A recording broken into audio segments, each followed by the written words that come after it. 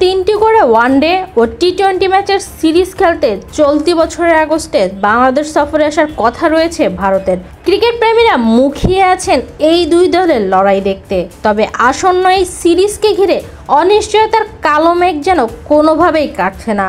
আসন্ন এই সফর নিয়ে এখন পর্যন্ত কোনো আনুষ্ঠানিক ঘোষণা না এলেও বাংলাদেশ ক্রিকেট বোর্ড বিসিবি সিরিজকে ঘিরে সব প্রস্তুতি স্থগিত রেখেছে এবং সফর সংশ্লিষ্ট মিডিয়া স্বত্ব বিক্রিও বন্ধ করে দিয়েছে।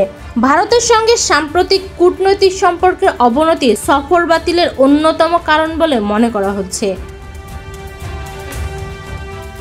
ক্রিকবাজের এক প্রতিবেদনে জানানো হয়েছে, ভারত সিরিজের মিডিয়া স্বত্ব বিক্রি বন্ধ করে দিয়েছে বিসিবি।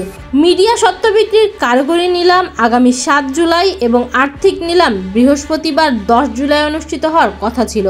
এ বিষয়ে বিসিবির একজন কর্মকর্তা ক্রিকবাজকে বলেন, তাড়াহুড়ো করে কোনো লাভ নেই, আমরা সময় নেব, আমরা বাজার নিয়ে গবেষণা চালিয়ে যাব। বিসিবি মূলত 2025 সালের জুলাই থেকে 2027 সালের জুন পর্যন্ত 2 বছরের জন্য মিডিয়া স্বত্ব বিক্রির পরিকল্পনা করেছিল। তবে এখন তারা শুধুমাত্র জুলাই 17 থেকে 25 তারিখ পর্যন্ত অনুষ্ঠেয় পাকিস্তান সিরিজের স্বত্ব বিক্রির দিকে মনোযোগ দিয়েছে। বৃহস্পতিবার ভারতীয় এক সম্প্রচারক ক্রিকবাজকে জানিয়েছেন, বিসিবি তাদের জানিয়ে দিয়েছে যে ভারত সিরিজ আপাতত হচ্ছে না। তারা টেন্ডার আহ্বান করলেও প্রয়োজনীয় টেন্ডার দলিল সরবরাহ করা হয়নি। ফলে এখন শুধুমাত্র পাকিস্তান সিরিজের জন্য স্বত্ব বিক্রি হচ্ছে। আইডি বা দরপত্রের আমন্ত্রণ মূলত 15 জুন থেকে 6 জুলাই পর্যন্ত হওয়ার কথা ছিল। তবে 3000 মার্কিন ডলার প্রদানের মাধ্যমে নথি বিক্রি এখন পিছিয়ে দেওয়া হয়েছে।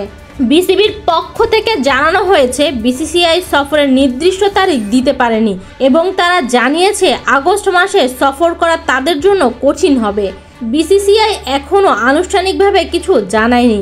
তবে এক ঊর্ধ্বতন কর্মকর্তা বলেছেন, 1 সপ্তাহের মধ্যে চূড়ান্ত সিদ্ধান্ত আসতে পারে। পরিস্থিতি বিবেচনায় বিসিসিআই ও বিবিসি যৌথভাবে একটি বিবৃতি প্রকাশ করতে পারে। ভারত সফর নিয়ে দেশের অভ্যন্তরেও ইতিবাচক মনোভাব দেখা যাচ্ছে না। কূটনৈতিক উত্তেজনার প্রেক্ষিতে ভারত সরকার বিসিসিআইকে এই সফর না করার পরামর্শ দিয়েছে বলেই ধারণা করা হচ্ছে। সংশ্লিষ্ট বিভিন্ন পক্ষের সঙ্গে আলাপের ভিত্তিতে এমন ইঙ্গিত পাওয়া গেছে।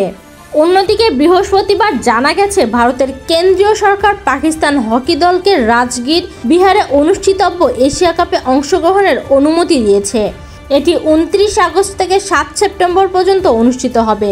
এই সিদ্ধান্তে অনেকেই মনে করছেন, ভারত সরকার আপাতত বাংলাদেশ ও পাকিস্তানের সঙ্গে দ্বিপাক্ষিক সিরিজে আগ্রহী নয়, তবে তারা বহুপাক্ষিক টুর্নামেন্টে অংশগ্রহণে বাধা দিচ্ছে না।